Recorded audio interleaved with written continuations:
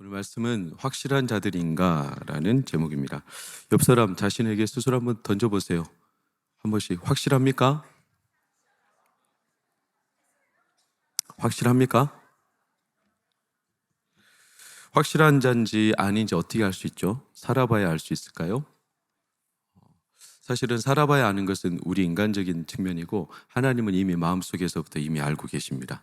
기도하러 나올 때 그 사람이 확실한가 이미 거기에 딱 정해져 있습니다. 말씀 들을 때도 이미 말씀을 듣기 전부터 그 마음이 확실한지가 딱 정해져 있습니다. 오늘 저와 여러분이 확실하기를 축복합니다. 너무나 소중한 사실은 신앙의 기치가 이 확실함입니다. 확실함.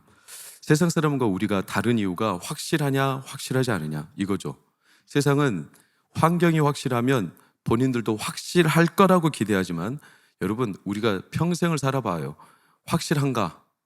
절대로 세상은 확실한 때가 오지 않아요. 갈수록 더 불분명해져요. 그런데 자꾸 확실하기를 바래. 진로가 확실하기를 바래. 어떤 조건이 확실하기를 바래. 만남이 확실하기를 바래. 남녀가 만날 때도 어떻게 확실한지 알겠어요? 몰라요. 운명적인 만남? 그런 거 거의 없어요. 그런 확실한 만남 가지고 결혼한 사람 한 1000명 중에 2명 정도 있을까 말까?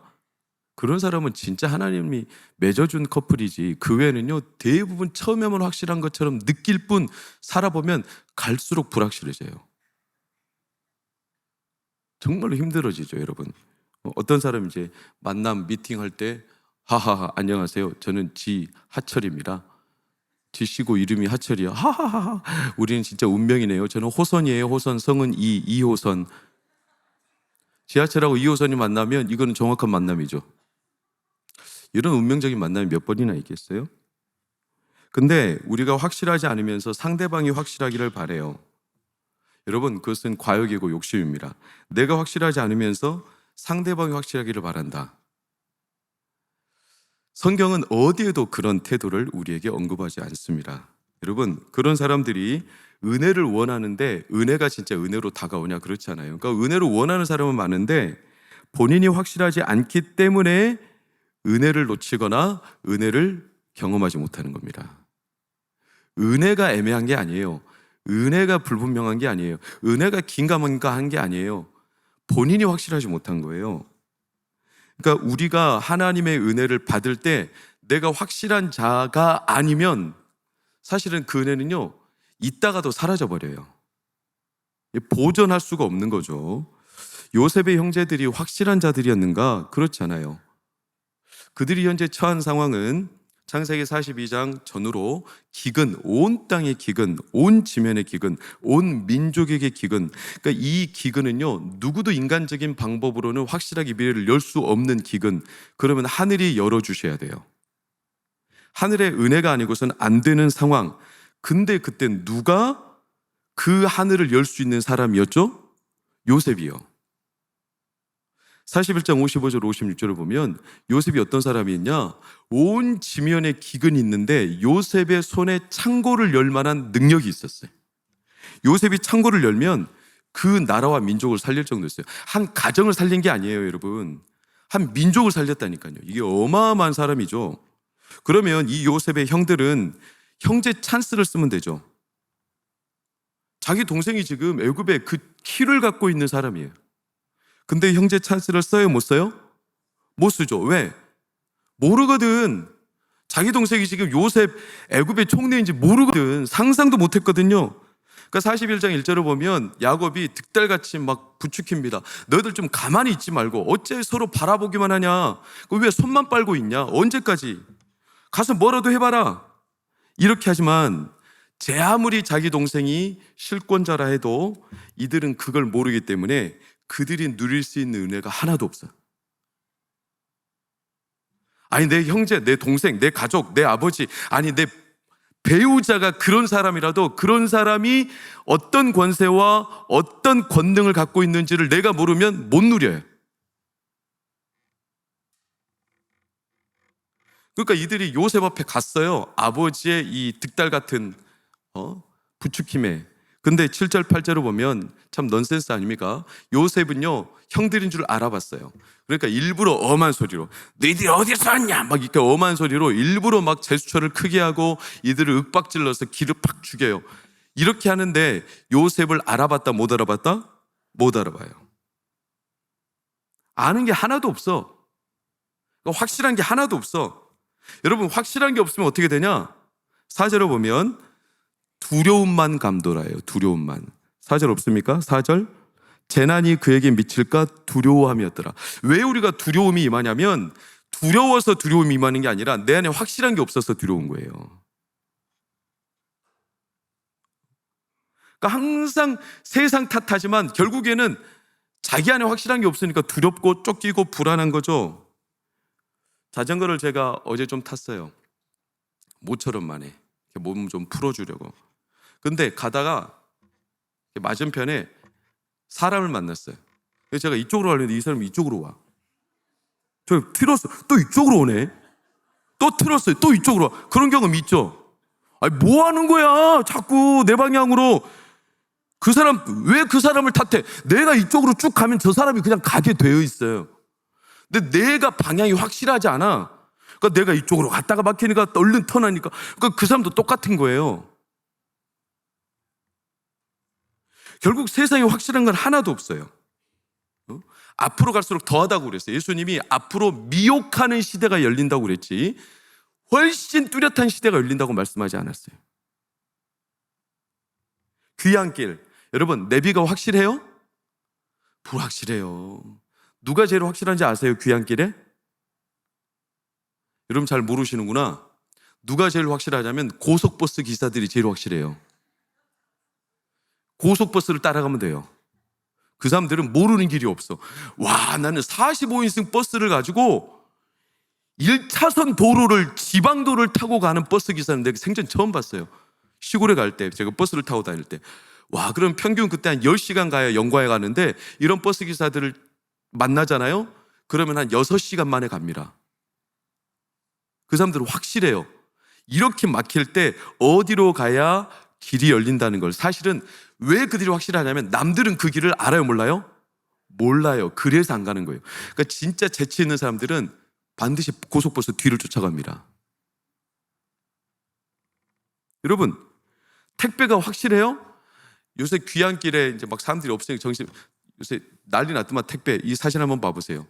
소고기 택배가 왔는데 고양이가 훔쳐가지고 다 뜯어 먹어버렸어요. 이거 누가 물어줄 거예요? 어떻게 할 거예요? 세상에 확실한 거 하나도 없어. 이렇게 정확한 주소로 배달했지만 고양이가 뜯어 먹을 줄 누가 알았어? 그 고양이가 양심이 있어가지고 2개는 주인한테 남겨놨어요.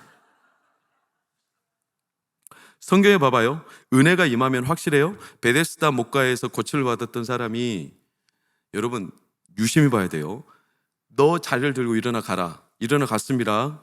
그러나 그 이후 사건을 유심히 보시면 이 사람이 자기를 고쳐준 사람이 누군지 알까요? 모를까요?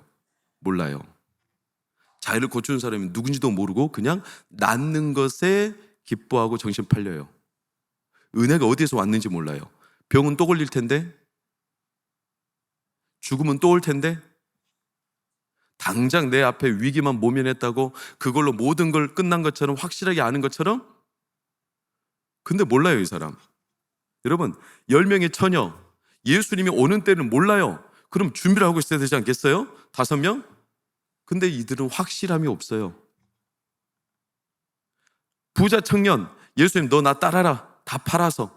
이 사람은 예수님을 따라가는 게 확실하지 않아요. 그러니까 포기해버려요. 예수님 눈앞에 있는데도. 여러분 우리라고 그렇지 않을 것 같습니까? 눈앞에 예수님 계신데 안 따라간다니까요. 10명의 문둥병자 다 고침받았어요. 몇 명 돌아오죠? 1명. 고쳐진 사실은 확실하잖아요. 근데 안 돌아와. 그래서 그걸 이제 의역해서 참 유명한 신학자가 재밌게 표현하는 거 제가 몇 번 말씀드렸잖아요. 9명이 왜 안 돌아왔냐? 이유가 다양해. 어떤 사람은 원래 자기는 그런 병에 안 걸렸었대. 어떤 사람은 내가 원래 낫고 있었대. 어떤 사람은 자기가 이게 진짜 나은 건지 아닌지 모르니까 한 3일 지켜봤다가 그 다음 확실해지면 온대. 어떤 사람은 먼저 내가 나은 것을 가족들한테 먼저 알리고 싶대. 어떤 사람은 예수님이 직접 손대서 치료한 게 아니거든요. 너희들 가서 제사장에게 몸을 보여라, 이 말 한마디 했기 때문에 예수님이 직접 손대거나 이래서 침을 뱉어가지고 바르거나 이런 의료 행위를 예수님이 안 했어요. 그러니까 직접 이 사람이 생각해 볼 때는 예수님이 나를 치료했다는 근거가 없어. 예수님 나한테 뭘 치료한 것도 아니네, 솔직히 말하면. 그래서 안 왔대. 그리고 어떤 사람은 이게 긁어 부스럼 이게 문둥병 껍질이 떨어지기는 하는데 이 껍질이 떨어질 뿐 진짜 속 안의 세포가 고쳐졌는지는 두고 봐야 한대. 그래서 안 왔대요. 이렇게 해석하는 걸 보면 얼마나 일리 있습니까? 사람들이 다 해결은 받았어도 예수님께로 안 와요. 여러분, 은혜가 확실하다고 해서 우리가 다 은혜를 쫓아가는 게 아니에요. 자기가 확실해야 돼. 그러니까 요셉이 이 형제들 앞에 추궁하죠. 너 어디서 왔어? 뭐 다 왔어? 정탐꾼 아니야? 막 추궁하니까 이 형제들이 우물쭈물하면서 자기들이 뭐라고 답해야 될지 몰라. 이 사람들이 지금까지는 이런 위기를 만나본 적이 없죠. 자기들은 문제 없었죠. 그리고 자기들은 제대로 그래도 확실한 길을 간다고 생각했겠죠. 그런데 하나도 자기들이 아는 게 없어. 그러니까 어버버 11절로 보면 그냥 변명만, 뭐라고? 우리는 확실한 자들이다. 이렇게 말만 할 뿐 확실하다라는 자들이라는 것을 증명할 길이 없어요. 그래서 요셉이 강하게 말해요. 너희가 진짜 확실한 자들이라면 증명해라. 15절 증명해라. 어떻게 증명할까요? 19절 20절을 보면 너희들이 말한 그대로 너희들이 12형제고 아버지를 모시고 있고 그 중에 11번째 아들은 어디로 갔는지 모르고 자기들이 손해가 되니까 이 아들에 대한, 요셉에 대한 이야기는 쏙 빼버려. 그리고 막내 아들이 아버지랑 함께 있다. 그래, 좋다. 그럼 너희들이 확실한 자들이라면 막내 아우를 데리고 와라. 그런데 이들이 무슨 데려올 용기가 있겠어요? 어떻게 데려오겠어요? 31절, 33절, 34절을 보면 창세기 42장에 확실한 자들이라는 이 문구가 5번이나 등장해요. 계속 확실한 자들이래 우리는. 그런데 증명할 방법이 없어요.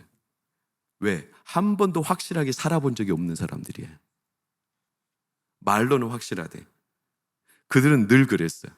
여러분, 이 확실한 자들이라는 문구가 얼마나 재밌냐면 여기서는 확실한 자들인데 20절과 25절은 뭐라고 표현했냐면, 빨간색 시작, 그대로 아니라, 이것도 히브리어로 확실한 자들이랑 똑같은 단어예요. can, 뭐뭐 따라서, 뭐뭐 하는 대로, 뭐뭐가 인도하면 그냥 따르다, 이런 뜻이에요. 그러니까 확실한 자들이라는 한글 번역과 그대로 하니라는 번역이 똑같은 단어를 쓰고 있어요.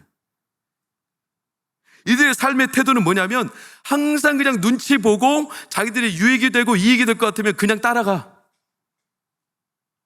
아니면 안 따라가. 자기 안에 확실한 게 없어. 요셉을 팔아헤치울 때도 홧김에 팔아치운 거예요. 빈정대면서. 저 요셉이 그냥 없어졌으면 우리가 확실하게 잘 살 수 있을 거라는 이런 막연한 생각. 그러니 이들에게 무슨 하나님의 은혜와 도우심이 있겠어요? 근데 놀랍게도 이 요셉의 형제들은 오늘날 우리의 모습과 대동소이해요. 우리도 세상을 살면 확실한 게 너무 많이 없어요. 여러분 어때요? 하루하루 살면 아침에 눈을 때, 이런 책 제목이 있더라고요. 그날 아침에 눈 뜰 때 자기가 생각한 게 그날 하루를 좌우한다. 우리는요, 한 번의 생각에 꽂히면 거기에 계속 꽂혀서 살고, 한 번 감정이 흔들리면 그 감정이 흔들려서 거기에 계속 휘둘려서 삽니다. 확실한 게 많이 없어요. 제가 최근에 읽는 참 재밌는 흥미로운 책 제목이 뭐냐면 읽었다는 착각이에요. 사람들이 책을 읽잖아요. 책을 읽어. 제가 연초로 와서 서점에 가봤더니 사람들이 어마어마해. 책을 엄청 많이 사요.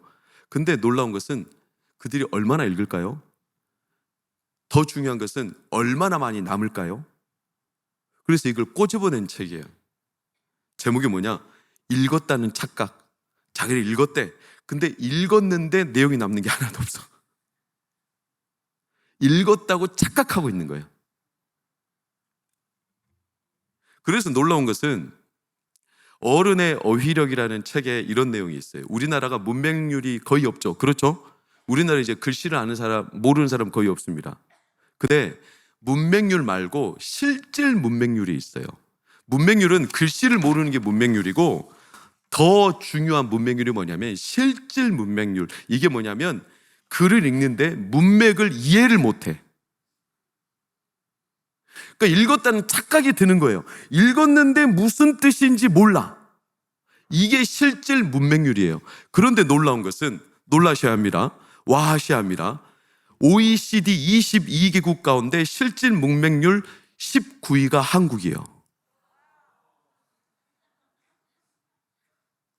우리나라 사람들은 실질 문맹률이 최하예요. 그러니까 읽었지만 이해를 못하는 사람들이 태반이에요. 왜? 어휘력이 딸려. 왜? 생각을 안 해. 왜? 유튜브에 빠졌어. 영상에. 그래서 집중력이 붕어는 9초, 이제 우리는 8초. 단어가 70단어 넘어가면 생각이 끊겨버려요. 책을 읽을 때 15분을 못 넘어가. 그 정도로 실질적인 문맹률. 여러분, 이렇게 따지면 우리가 영적으로는 어떻게 했어요? 영적으로는 훨씬 문맹률이 높지 않겠어요? 설교를 듣는데 못 알아먹어. 말씀을 읽는데 못 알아먹어. 그래서 예배를 드리긴 드렸는데 남는 게 하나도 없어.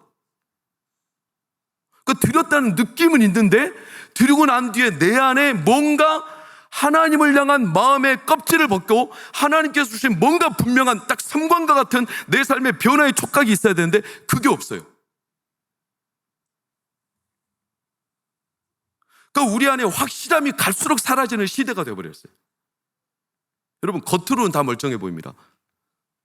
요즘 워낙 짝퉁들이 많으니까 우리 젊은이들이 좋아하는 에어팟이 있죠. 이게 애플사에서 나온 이 에어팟, 이게 짝퉁들도 엄청 많아요. 봐봐요. 이게 뭐가 진짜고 뭐가 짝퉁이겠어요? 모르겠죠? 이걸 속을 들여다봐야 알아. 참 재밌는 실험을 했어요. 스캔을 해봤네. 뭐가 짝퉁이겠어요? 여러분 볼 때 왼쪽, 오른쪽? 오른쪽이죠. 왜? 안에가 텅 비었잖아. 선 하나도 없어. 겉으로는 멀쩡해. 근데 속에는 갖추고 있는 장비가 하나도 없어. 여러분, 우리 안에 확실한 게 얼마나 될까? 그럭저럭 살아요? 이렇게 말하는 이들이 태반이에요. 여러분, 십자가 위에서 예수님께 오늘 당신 나를 좀 구원해 주십시오. 네가 오늘 밤 나와 함께 낙원에 있으리라. 왼편이에요? 왼편이에요? 오른편이에요? 왼편이에요? 오른편이에요? 땡! 그냥 한편이라고 돼 있어. 우편, 외편 안 나왔어, 성경에. 근데 저도 가끔 우편이라고 말해. 사기꾼이에요, 사기꾼. 알지도 못하면서 확실하다고. 욥의 아내가 욥이 고난당할 때 집에 있었어요, 떠났어요? 성경에 떠났다는 기록이 없어. 근데 다 떠났대. 나도 그렇게 설교했다가 어떤 집사님이 나한테 작년 설교를 했는데요, 장로님, 목사님, 욥의 아내가 떠났다는 기사가 어디 있습니까? 제가 너무 식은땀이 줄줄줄. 왜? 내가 평생 들었던 설교가 그랬거든. 제가 정신 바짝 차렸어요. 인정했어. 집사님 죄송합니다. 제가 너무나 들은 풍월이 많아가지고 내가 확실하게 알고 있다고 생각했어요. 마귀는 그렇게 우리 안에 확실함을 이리저리 흩어버려. 그러니까 불안한데 뭘 붙잡아야 될지 모르니까 온갖 눈과 귀는 빼앗기는데 확실한 건 하나도 없으면서 이거 잡았다 저거 잡았다 이거 잡았다 저거 잡았다. 그래서 잡았다는 느낌만 들게. 한 가지라도 똑바로 잡아야 되는데, 여러분, 우리가 확실하지 않으면 어디에서 확실한 답을 얻을 수 있겠어요? 아니, 내가 확실하지 않은데 확실한 답이 왔을 때 내가 그게 확실하다고 뭘 근거로 판단할 수 있어? 기도가 정확하지 않은데 어떻게 하나님 응답인지 알겠어요? 말씀에 대한 정확한 이해가 없는데 어떻게 말씀으로 우리가 하나님의 뜻을 밝힐 수가 있겠어요? 이단이 공격해 올 때 어떻게 말씀으로 내 중심을 지킬 수가 있겠어? 왜? 확실함이 없는데. 그러니까 요셉이 이들에게 너희들을 증명하라 난리가 났어. 너희들 한 명 잡아다 옥에 가둬놓고 남의 형제들 돌아가서 막내 데리고 와. 이랬더니 지들끼리 21절 22절을 보세요. 놀라운 장면입니다. 그들이 서로 말하되 우리가 아우의 일로 말미암아 범죄하였도다. 그러면서 우리가 아우를 이렇게 괴롭혔고 아우를 너무나 어렵겠기 때문에 그 아래 빨간색 시작? 진짜 그래요? 아니잖아요. 하나님 이런 목적으로 한 게 아니잖아요. 여러분, 우리는 너무 쉽게 이 형제들이 지금 요셉에게 범한 악 때문에 이런 악을 이건 이 사람들의 생각이에요. 수많은 추측이 난무하죠. 22절 봐봐요. 루벤은 또 뭐라고 말하냐? 내가 그러니까 팔지 말자고 하지 않았냐? 살리자고 하지 않았냐? 그의 핏값을 우리가 치르는다. 여러분, 이런 수많은 인과응보, 내 주어진 결과 때문에 내가 그때 이거 잘못해서 이런 결과가 왔다. 우리가 하나님 앞에 정직하게 나 자신을 돌아보는 건 중요해요. 그러나 밑도 끝도 없이 어떤 행동, 어떤 판단, 언태 선택을 가지고 근거도 없이 그게 마치 확실한 내 삶의 실마리였던 것처럼 후회 때문에, 자책 때문에, 불안 때문에 거기서 내가 마음을 뺏긴다면 여러분, 우리가 앞으로 어떻게 세상을 열어갈 수 있겠어요? 온갖 후회, 자책, 유언비어, 구설수, 그러니까 마음에 캥기는 걸림돌이 있었어요. 그때 하나님 앞에 뜻을 구했어야죠. 분명하게. 확실한 게 없이 에이 뭐 무슨 일 있겠어? 그냥 넘어가. 확실한 게 없이 그냥 덮고 가. 그때 그냥 큰일 없으니까 자기들은 넘어온 거예요. 그러면서 자기들은 괜찮다고 얘기한 거예요. 크게 길에서 벗어나지 않았다고. 예수님이 왜 우리한테 사도 바울을 통해서 너는 배우고 뭐에 거하라? 확신한 일에 거하라. 너는 배우고 확신한 일에 거하라. 그래야 세상을 분명하게 이길 수 있다. 여러분, 여호와의 산에 오를 자, 시편 28편인가요? 제가 잘 모르겠어요. 여호와의 산에 오를 자 누구인가? 뭐죠? 손이 깨끗하며 마음이 청결하며 뜻을 허탄한 데 두지 아니하며. 여러분, 이런 요약된 내용들을 보면 손이 깨끗하고 마음이 청결하고 뜻을 허탄한 데 두지 않는다. 한마디로 뭘 말하죠? 마음에 이물질, 걸림돌 하나도 없이 확실한 사람을 말해요. 여호와의 산에 오를 자 누구인가? 마음이 청결하고 손이 깨끗해. 다른 것들을 붙잡지 않아요. 확실한 걸 붙들고 있다는 거예요. 마음이 청결하니까 하나님을 봐. 그리고 뜻을 허탄한 데 두지 않아요. 확실한 사람인 거죠. 양다리를 안 건쳐요. 예수님이 우리한테 말씀하셨어요. 너희는 모든 말에 있어서 예 또는 아니요 하라. 여기에서 지나는 것은 어디에서 난다? 악으로 난다. 여러분, 예, 아니요, 이 두 가지가 아니고 악으로 난다라고 말씀하신 이유가 뭘까요? 그러니까 예면 예고 아니오면 아닌데 자꾸 중간 미적지근하게, 그러니까 예라고 하기도 뭐하고 아니오라고 말하기도 뭐하니까 자기가 불안해. 예 했다고 괜히 그 아니면 큰일 날 것 같아. 아니요 했다가 괜히 예가 되면 이것도 큰일 날 것 같아. 그래서 미적지근한 태도를 가져. 그것은 수많은 하나님에 대한 판단, 계산, 내 안에 악. 여러분, 악은요, 도둑질, 남을 후려치고 강도짓 하는 게 악이 아니에요. 악은요, 끝이 항상 흐려요. 확실함이 없는 게 악이에요. 선은 분명합니다. 빛은 분명합니다. 하나님은 분명합니다. 절대로 하나님은 흐릿하지 않습니다. 근데 악은 흐릿해. 끝이 항상 흐릿해. 이 단 끝이 흐릿해. 마귀가 나타날 때 광명한 천사로 나타나도 제가 말씀드렸죠? 항상 어디를 보라고?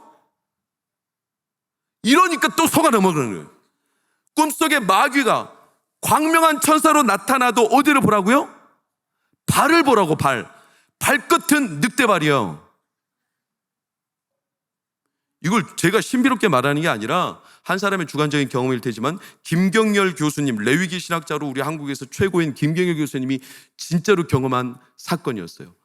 너무 유혹당하여 하나님의 뜻을 혼동당할 때 그 새벽에 천사가 왔다는 거예요. 천사가 꿈속에.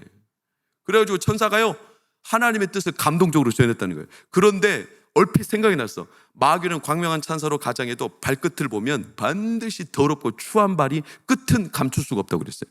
그래서 발을 봤다는 거예요. 근데 놀랍게도 발이 광채가 나더래요. 그래서 그분이 그 길을 선택했고 하나님이 그분을 세우신 거예요. 우리는요, 항상 누구를 주의해야 되냐면 말끝을 흐리는 자. 정확하지 않아요. 에이, 다음에 하죠 뭐. 그래요. 좀 두고 보죠. 뭘 두고 봐. 지금 보지. 제가 오늘 말씀의 맥락이 좀 강해가지고 제가 강하게 말씀드리니까 오해하지 마세요. 진짜 신중하게 판단을 내려야 할 때가 있어요. 그러나 대부분 판단은 이미 마음속에 뜻이 정해져 있습니다. 사장들의 사장이라는 김승우 회장이 쓴 사장의 결론을 보면 거기에 어떤 내용을 하냐면 기업인들이 제일 착각하는 게 판단을 유보해서 가장 뛰어난 결론을 내릴 거라고 말해요.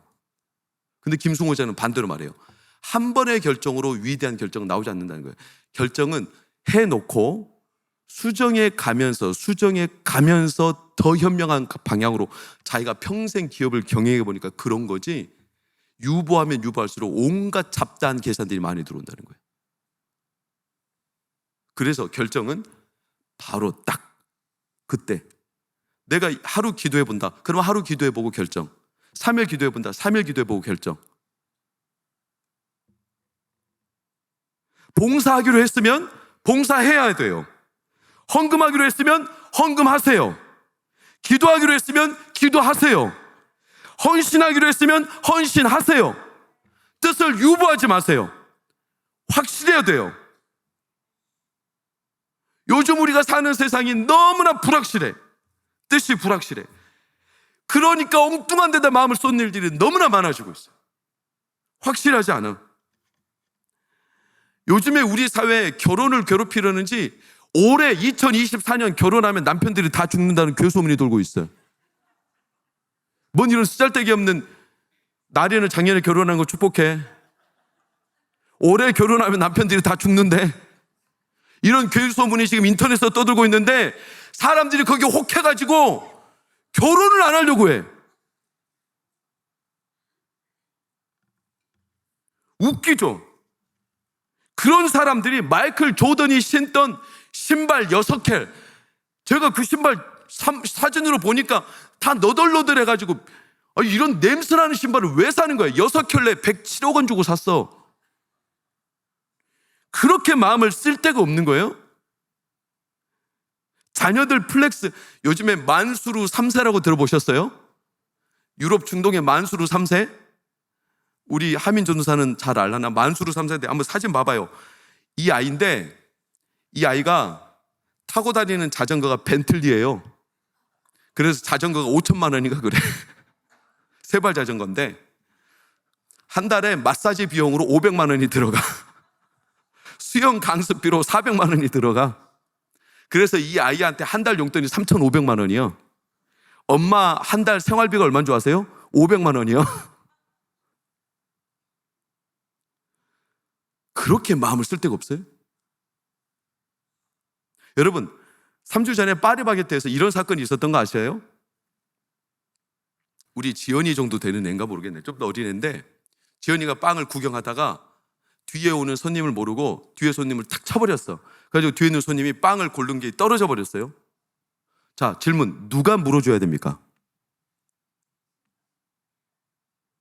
이 떨어진 빵 누가 물어줘야 됩니까? 아이가? 아니면 빵을 고른 사람? 아이 엄마가. 그렇죠? 아이 엄마가. 빵을 고른 사람. 그렇죠. 저도 이게 확실한 게 기준이 뭔지 모르겠어. 그런데 결론은 뭐냐면 아이 엄마는 이렇게 말하고 그냥 가버렸어요. 내 아이가 빵을 먹은 거예요? 아니, 지가 확실하게 못 잡고 있다가 떨어뜨려 놓고서 왜 내 아이 탓을 해? 하고 엄마는 나가버렸어. 와, 믿음이 투철한 사람이요. 그러니 그런 가정에서 자란 아이들이 어떻게 저러겠어요? 3달 전에 한 중학생, 12살, 13살 중학생들이 식당에서 16만 원어치 음식을 먹고 먹튀해버렸어요. 아시죠?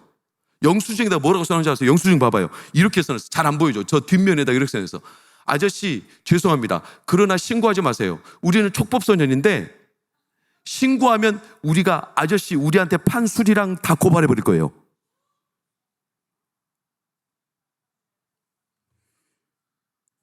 이런 썩을 놈의 자식들. 세상에 도대체 어떻게 되려고? 이런 학생들이 보통 굿즈라고 아시죠? 유명한 브랜드에서 나오는 제품들, 굿즈를 사기 위해 쇼핑몰에서 한 아이가 150만 원을 썼다는 거예요.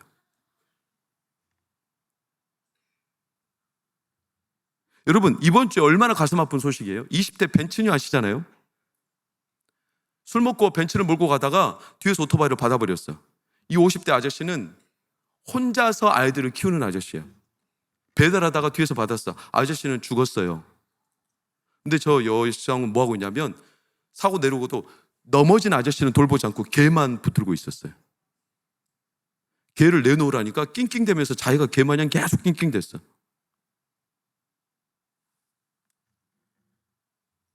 겉으로는 너무나 멀쩡해 보이는데 사람들의 생각과 태도와 인생의 관점과 그들의 모든 가치들이 너무 흐릿해지고 있어요. 오늘날 뭐가 확실한지 몰라. 이제 확실한 게 없어요. 일본 이번 달 2월 8일자로 드디어 일본이 뭐가 통과됐습니까? 성별 전환, 그러니까 성전환 수술 없이 성별 전환 해주는 법이 통과됐어요. 지금 제가 그거 서명 받았죠. 최근에 일본 통과됐어요. 여러분 아십니까? 일본이요, 교회들이 너무 약하죠. 그러니까 교회들이 모를 때, 정신 차리지 못하고 있을 때, 일본에 너무 작은 기독교 인구인지 모르지만 사람들이 다 확실한 게 없이 이쪽 저쪽 정신 팔려 있을 때 일본 작년에 차별금지법 통과됐습니다. 캐나다 배구 보시겠어요? 여자 배구예요. 남자처럼 보여요? 여자처럼 보여요? 다 성전환한 남자들입니다. 여자 선수들은 이 축에 이제 뛰지도 못해. 제가 왜 온갖 사회 단상을 말씀드리냐면 우리가 살아가고 우리 자녀들이 살아가는 세상이 확실한 게 하나도 없어요. 갈수록 더 할 거예요, 여러분. 여러분 생각해 보셨습니까? 이상하지 않아요? 아니 전 세계에 포괄적 차별금지법 연합회가 있습니까? 그들이 모여서 회의를 했다라는 어떤 기사를 본 적 있어요? 하나도 없어요. 놀랍게도 온 세계가 한 뜻이 되어서 차별금지법을 통과시키려고 난리요, 난리. 우리나라만 지금 남았어요. 아니 누구도 이걸 연합해가지고 막 끌고 가는 게 아닌데 이게 그렇게 체계적으로 조직적으로 차별금지법 통과시키고 이게 안 될 것 같으니까 학생인권조례를 이용하고 이게 안 될 것 같으니까 성별 정정을 그냥 전환 수술 없이도 그냥 통과시키려 하고 이게 안 될 것 같으니까 가정법을 바꿔버리고 이게 안 될 것 같으니까 인권 기본 계획을 바꿔버리고 이게 안 될 것 같으니까 성지향성이라는 이런 단어들을 온갖 넣어놔가지고 그 뭐죠? 양성이라는 표현 안 쓰고 그냥 성이라는 표현만 쓰고 이런 온갖 시도들이 지금 상도초등학교도 작년 12월에 학교 법안이 통과됐어요. 학교 규칙이 거기에 보면 성적 지향성이 그대로 들어가 있어요. 제가 한번 말했지만 근데 저는 참 신기한 게 왜 이 땅이 전 세계가 한 뜻이 된 것처럼 이 법안에 혈안이 됐을까? 여러분들 진짜 놀라운 건 아세요? 공산주의 사회는 동성애하면 사형입니다. 근데 동성애가 어디 사회에서 최초로 문화혁명으로 나온지 아세요? 공산국가에서 나왔어요. 공산국가, 마오쩌둥 이런 중국 문화혁명에서 동성애 혁명이 나왔는데 놀랍게도 자기들은 동성애하면 다 죽여버려. 근데 이 동성애를 받아들이는 데는 어디냐면 자유주의 국가들이에요. 공산주의는 절대 안 받아들여요. 근데 놀랍게도 공산주의는 안 들어가는데 자유주의 국가들에 다 들어가고 포문이 열리는 게 뭐냐면 지금 동성애는 포문이 열리고 있어요. 어떻게? 생각해 보셨어요? 이게 확실한 목적이 있는 거예요. 누가? 마귀가. 마귀는요 목적이 뚜렷해요. 마귀는요 이 땅을 멸망시키고, 아니요 정확히 말하면 교회를 멸망시키는 게 마귀의 목적이에요. 성도들을 유린하는 게 목적이에요. 그럼 어떻게 유린할까요? 성도들이 확실하지 않으면 돼. 근데 마귀는 처음부터 지금까지 태고적부터 마지막 그가 죽임을 당하는 무적행에 떨어지는 그 시간까지 마귀는 너무나 뚜렷한 목적을 가지고 확실하게 달려가는데 마귀는 오늘도 쉬지도 졸지도 주무시지도 않고 마귀는 달려가는데 우리 성도들은 확실함이 갈수록 흩어지고 있어요.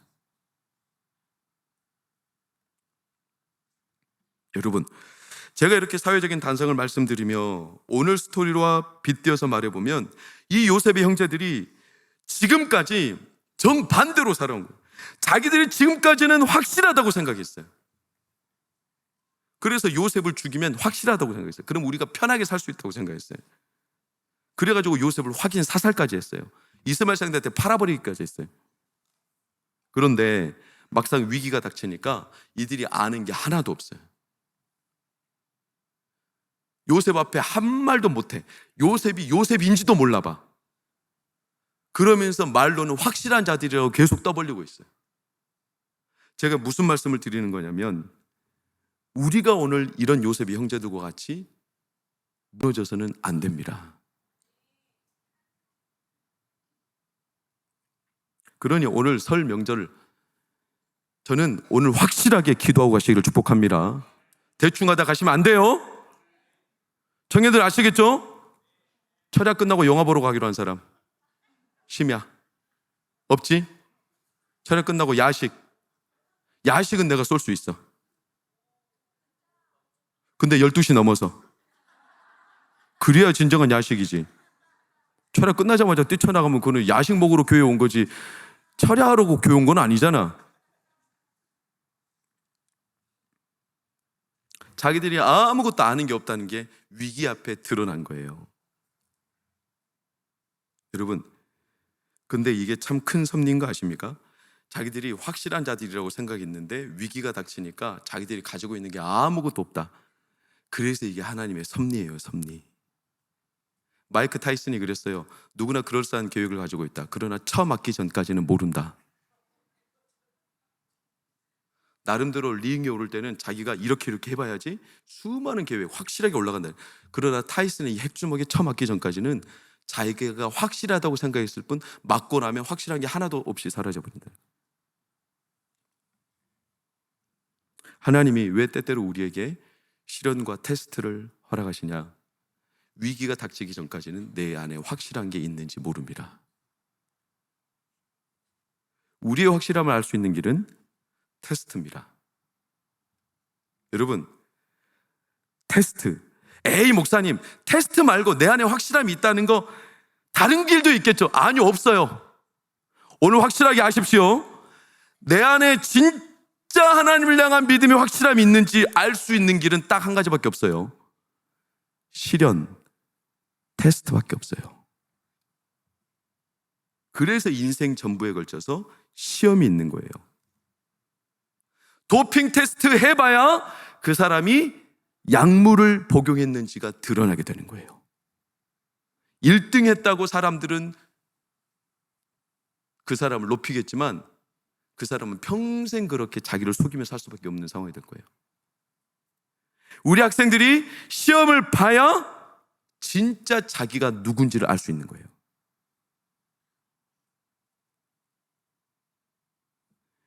그러니까 우리가 세상에서 시련을 당하고 시험을 당하는 거 하나님이 이렇게 말씀하셨어요. 기뻐하라. 고난이 더할수록 기뻐하라. 시험 당할수록 기뻐하라. 이 시험은 템테이션, 유혹이 아니에요. 하나님 우리를 유혹하지 않아요.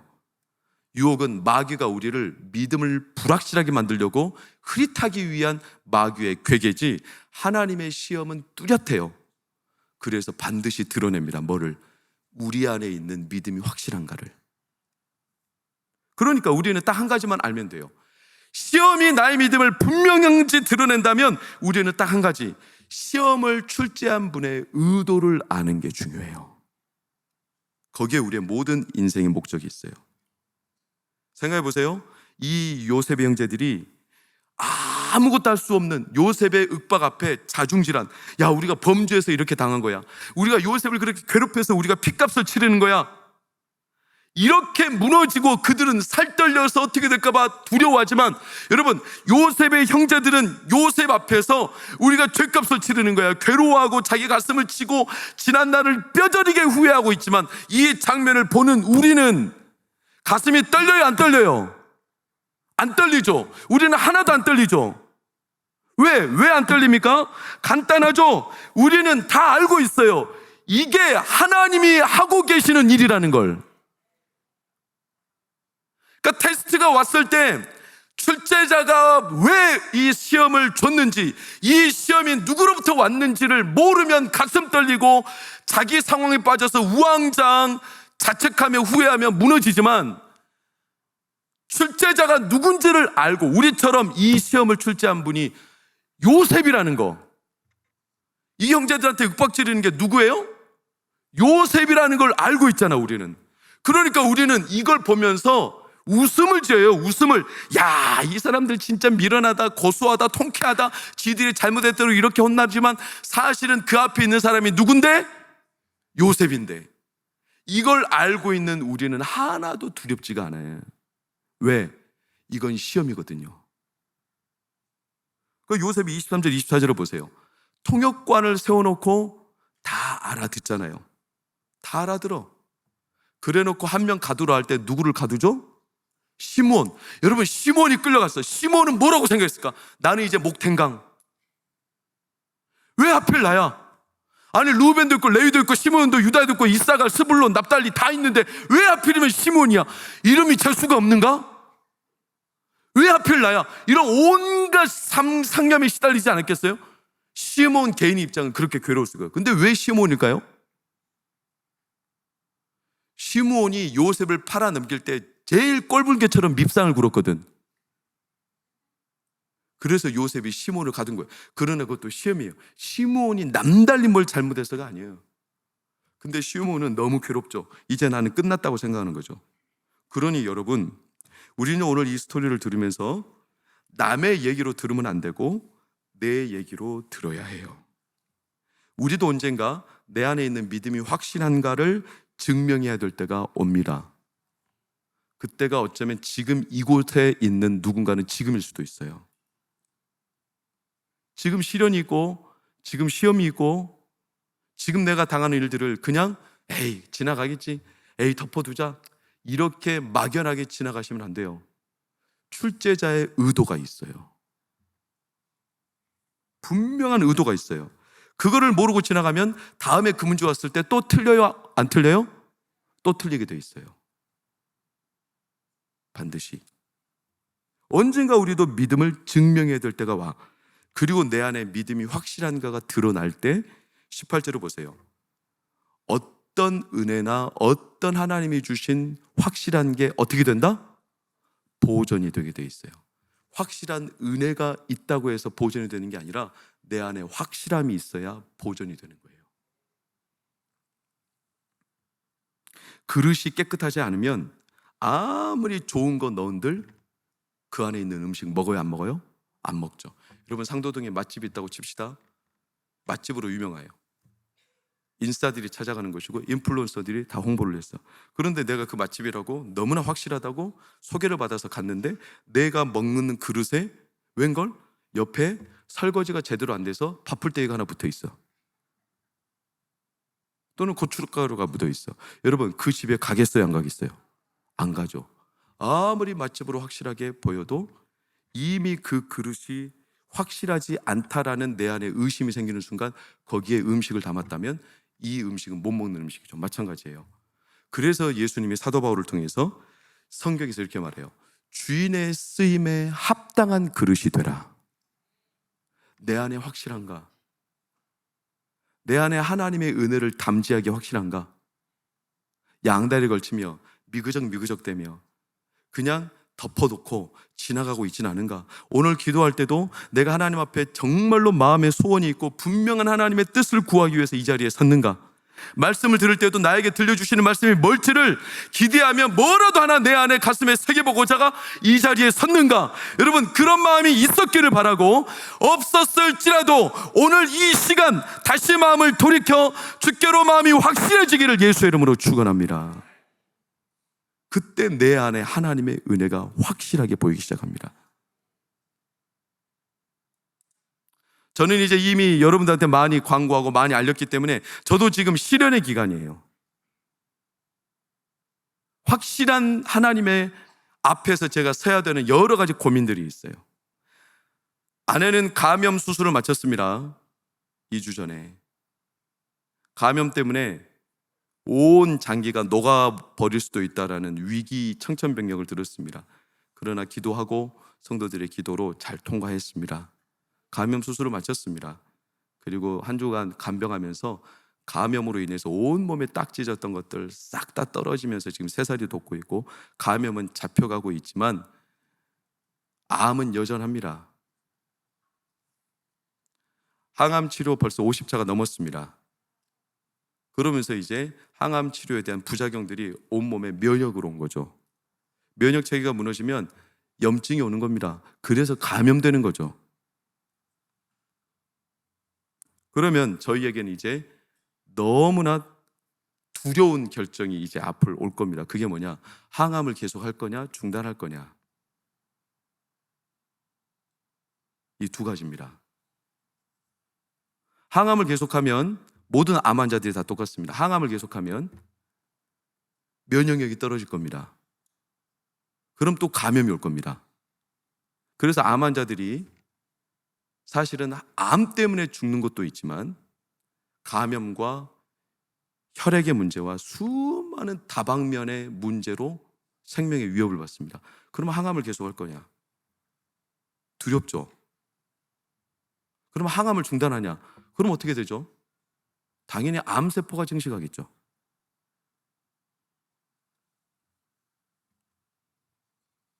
이런 결정 앞에 점점 시간이 이제 오는 겁니다. 사실 이번 주에 이제 주치의가 그런 고민을 저한테 정직하게 던졌습니다. 제가 목사님인 걸 아니까, 목사님, 이제는 마음에 염두하고 결정을 내려야 될 시기가 올 겁니다. 항암을 지속할지, 항암을 중단할지. 그러니까 그분은 정직한 의사예요. 그러니까 저한테 항암을 계속 하자고 말하지 않아요. 여러분, 왜 암 환자들이 항암을 계속하는 줄 아십니까? 두려워서 그래요. 사실은 이제 쓸 약이 없거든요.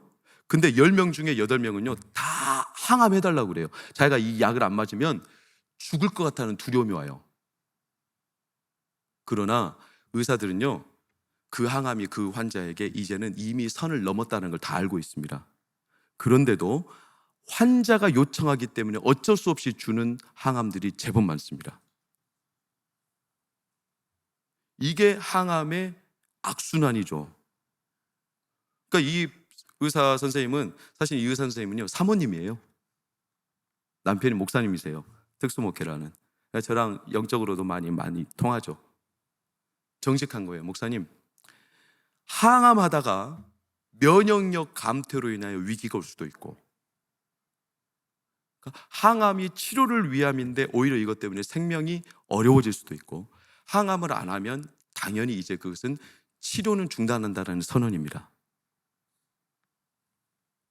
여러분, 제가 제 이야기를 이렇게 스스럼 없이 말씀드리는 건 아니지만, 제가 이런 내용을 강단에서 말씀드리면 사실은 제가 마음이 이렇게 막 평안하진 않아요. 근데 지금도 저희 장모님이랑 장인어른이 다 철야를 보십니다.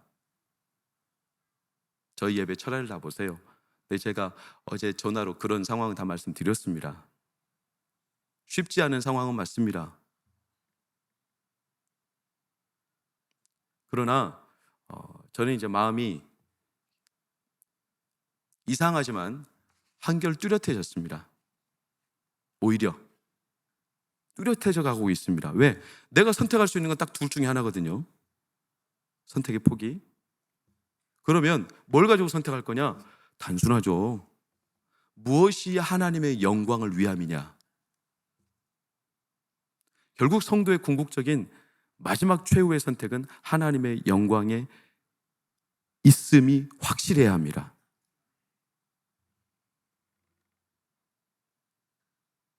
살려주시는 것도 하나님의 은혜요, 죽음도 하나님께 유익함이라. 너희가 살든지 죽든지 하나님의 영광을 위하여 하라. 마르다처럼 주여 주께서 여기 계셨더라면 내 오라버니가 죽지 아니었겠나이다. 맞는 말이죠. 주여, 왜 그때 치료 안 해주셨습니까? 맞는 말이죠. 그러나 예수님은 이미 그 죽음과 생명의 경계선을 넘어가셨어요. 무릇 살아서 나를 믿는 자는 영원히 죽지 아니하리라. 여러분, 저는 그래서 이 철야에 나온 여러분들께는 제 이 현실, 제가 현재 당하고 있는 이 시련이 누군가에게, 이 자리에 있는 어떤 성도에게, 어떤 젊은이에게, 어떤 누군가에게 하나님을 더욱 확실하게 붙드는 믿음의 결단이 되기를 축복합니다. 그래서 제 약함과 제 있는 현실을 그대로 말씀드리는 겁니다. 저도 똑같습니다. 저도 제가 현재 처하는 상황에서 하나님 앞에 확실한 마음을 갖는 게 제일 어렵습니다. 제일 큰 문제입니다. 뭐가 확실하냐? 뭐가 진짜 하나님께서 주시는 뜻이냐? 그렇기 때문에 저는 더 담대할 수밖에 없어요. 왜? 하나님께서 나에게 주신 이 시험이 마귀로부터 오는 유혹이 아니라면 저는 확신합니다. 마귀로부터 오는 유혹이 아니라면 하나님은 이 테스트와 시련을 통해 우리 믿음의 확실함을 드러내실 겁니다. 그러니 여러분, 염려하지 마십시오. 근심하지 마십시오. 죽음이든 어떤 것이든 그게 슬프고 아픈 거지만 그게 잘못되거나 두려워할 대상은 아닙니다. 우리가 두려워할 분은 오로지 하나님 한 분. 하나님 바라보고 하나님 앞에 내 믿음의 확실함이 정확해지기를. 그래서 우리는 오늘도 기도하는 겁니다. 저도 여기서 설교하고 이제 제 삶의 현장으로 돌아가면 눈 뜨면 병원에 가면 아내의 이 눈앞에 보이는 현실 때문에 마음이 와르르 무너졌다가 또 단에 서면 어디선가 모르게 마음에 확실함이 생겨서 또 전했다가 이 냉탕과 온탕을 왔다 갔다 하는, 목욕탕 안 가도 제가 그 마음을 알아요. 이 상황에 하나님께서 우리 교회 여러분들의 상황에서 하나님을 향한 믿음의 확실함이 더 뚜렷해지기를 예수님 이름으로 축원합니다.